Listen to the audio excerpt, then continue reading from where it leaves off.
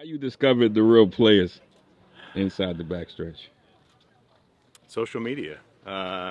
Around before the Kentucky Derby, I think I saw some of your guys' posts, and I immediately thought, this needs to be a story that needs to be told. These guys are doing this. Who the heck are these guys? I didn't know you guys. I work in the racing industry, obviously, so I'm familiar with the players that you're profiling. And I just thought, somebody needs to do a story about the storytellers. So, I fancy myself a storyteller too. Admired what you did, and then after getting to meet you, talk to you, and see more of your work, respect you even more. And I think what you're doing is really admirable and something that the racing industry needs. Something that nobody asked you guys to do, nobody paid you guys to do. I look at it as there's two kinds of people, two main kinds of people in the industry. There's givers and there's takers, and there's a lot of givers, and you guys fit into that givers mold for sure. And out of our interviews, like, what's the standout one for you? Like, which one of your favorites? John Sheriff's Sure. out in California. I thought it was cool. John Sadler out there too. Guys that I know a little bit. I know John Sheriff's a lot more than Sadler. And Sheriff's is somebody I really respect. Got to know him through the years with 𝐓𝐡𝐞 and 𝐑𝐞𝐵 and when he was here in Saratoga. Who can't beat the right after the Derby videos that you guys did?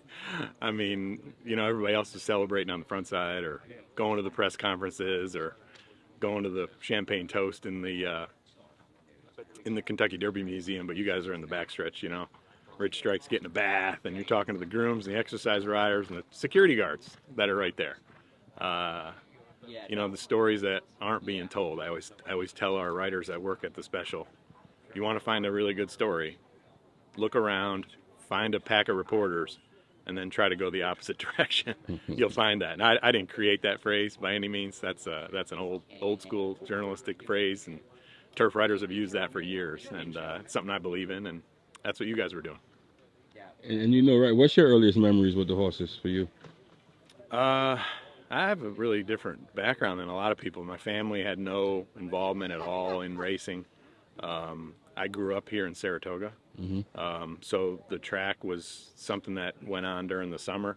Sort of the circus would come to town every year, and I had some friends that were involved in racing. They worked as hot walkers. Their family had maybe small involvement in the game, and I just would come with them to the front side. I was drawn into racing for the gambling aspect, trying to sneak into the track to save my $2 so I could use it to bet the daily double or just bet a race. So I don't have that history like people, my father brought me or my family's been involved in it at all. I just came at totally from the action standpoint, and I wanted to be a sports writer from a sort of a young age, and then as I started doing that, I was like, I need to do racing full time. So back in the late 90s, I kind of decided that's what I wanted to do, and next thing you know, I was doing it. And as a sports writer, right? What was that one story that you had to have? Which story inspired you? Or you couldn't sleep, like you just, it was that important to you? Early on, I would say it was getting to cover Cigar. Only from a distance, really. I was super intimidated by Bill Mott, just as somebody that I was in awe of. I mean, just how awesome a horseman he is, and how great the horse was, and getting to cover him in the Breeders' Cup in '95. I went to the '96 Breeders' Cup at Woodbine. Wrote a couple stories about him here when he did a public workout before he went to the Pacific Classic, and just the crowd that turned out to see him that day was absolutely incredible. So that was pretty cool early on. And then a little further on, I was working at Thoroughbred Times in Lexington. I got to cover Funny Cide, winning the Derby in 2003. New York bred like me, it resonated. You know, the regular guys that owned him and, you know, pooled their money together and bought a horse, and it wasn't like the first horse they ever bought, but certainly the first big horse on that stage. I thought that was a really awesome story. And then, you know, through the years, just getting to cover the Derby and the Preakness, the Belmont, the Breeders' Cup. I've been to a lot of them. You know, but some of my favorites are, you know, Zenyatta, her run that she had with Sheriffs and the Mosses, just unbelievable. Mare, a lot of fun to write about. And one of the coolest stories ever was Zenyatta, after she retired, they brought her to Keeneland and paraded her in the back ring. It was like December, freezing cold night. And all the fans that turned out, it was just like nighttime. She was retired. They were bringing her home.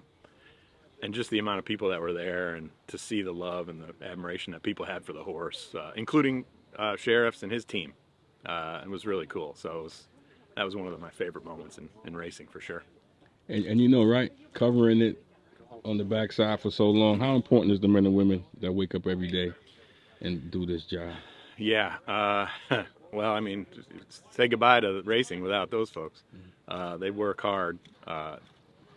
You know, countless hours, and you know, they really take care of the horses, and they take a lot of pride in it, and that's what we need more of in the world, in any line of work, but especially in racing. We could learn a lot from these guys that get up early, stay late, you know, cooling horses out after the races, and then turning right around and doing it again the next day. You know, it's a year-round passion, and you know, they work hard, and they deserve all our respect and all our thanks. You know, and you really see the pride that a lot of them have in their horses, and when they show up in the paddock, and it means a lot to them. You know, yeah, it's no backstretch workers, no game. You know, no gamblers, no game.